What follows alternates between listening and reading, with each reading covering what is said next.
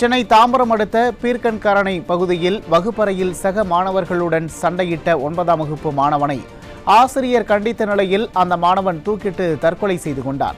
இது பற்றிய கூடுதல் விவரங்களை செய்தியாளர் மணிகண்டன் வழங்க கேட்கலாம். வணக்கம் மணிகண்டன், விவரங்கள். வணக்கம்.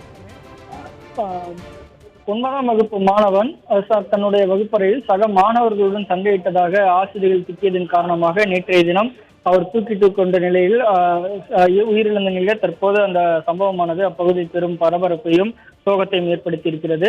சென்னை தாம்பரம் அடுத்த திருநகரை வேல்நகர் பகுதியைச் சேர்ந்தவர் கலாவதி சேலையூரில் உள்ள தனியார் மருத்துவமனையில் துப்புரவு பணியாளராக பணிபுரிந்து வருவதற்கு 14 வயதுடைய ஜோஷுவா என்ற மகன் இருக்கிறார். அவர் பீர்க்கன்காரணியில் இருக்கக்கூடிய அரசு பள்ளியில் 9ஆம் வகுப்பு படித்து வருகிறார்.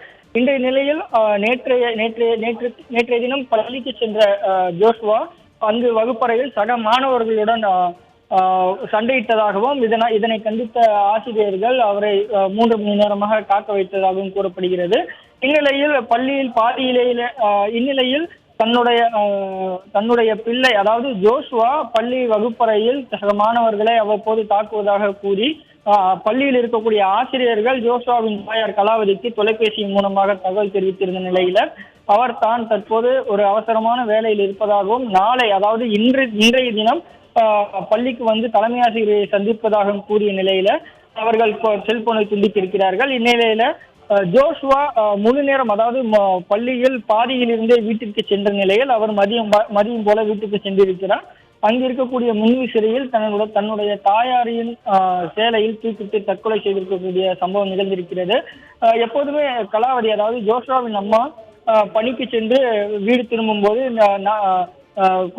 சற்று காலதாமதமாகும் போது ஜோஷுவா தொலைபேசியில் தொடர்பு ஏன் காலதாமதம் ஆகிறது, உடனடியாக வாருங்கள் என தன்னுடைய அம்மாவிடம் கூறுவது வழக்கமாக இருந்த நிலையில நேற்றைய தினம் ஜோஷுவாவின் அம்மா கலாவதி வீட்டுக்கு காலதாமதமான நிலையில் ஏன் தனது பிள்ளை அழைக்கவில்லை என பரிதவித்த நிலையில வீட்டிற்கு கதவை தட்டிய நிலையில அவர் உள்ளில் தூக்கிட்டு தற்கொலைக்கு உயிரிழந்த ஜோஷுவாவை அறியாத அந்த கலாவதி கதவை நீண்ட நேரம் தட்டியிருக்கிறார். அக்கம் பக்கத்தினருடைய உதவியுடன் அந்த கதவை திறந்து உள்ளே சென்று பார்த்தபோது கலாவதிக்கு பெரும் அதிர்ச்சியாக ஜோஷுவா மின்விசிறியில் தூக்கிட்டு தற்கொலை செய்து கொண்டதை கண்டு அதிர்ச்சி அடைந்தார்.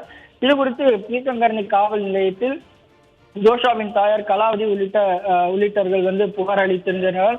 காலை 10 மணி முதல் புகார் அளித்த நிலையில் அவர்களுக்கு உண்டான நீதி கிடைக்கவில்லை என ஜோஷுவாவின் உறவினர்கள் மற்றும் பகுதிவாசி பலர்கள் பீர்க்கன்காரணை காவல் நிலையத்தில் முற்றுகையிட தொடங்கியதால் பரபரப்பு ஏற்பட்டது.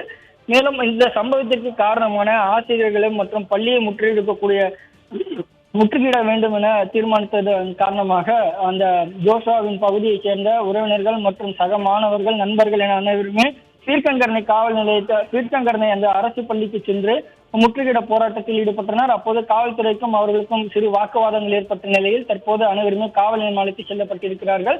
இந்த சம்பவத்தில் தன்னுடைய மகனுக்கு நியாயம் கிடைக்காவிட்டால் தன்னுடைய மகனின் உடலை வாங்கப் போவதில்லை என ஜோஷுவாவின் அம்மா மற்றும் உறவினர்கள் தெரிவித்திருக்கக்கூடிய நிலையில பீர்க்கன்காரணை காவல் நிலையத்தில் பெரும் பரபரப்பானது ஏற்பட்டிருக்கிறது.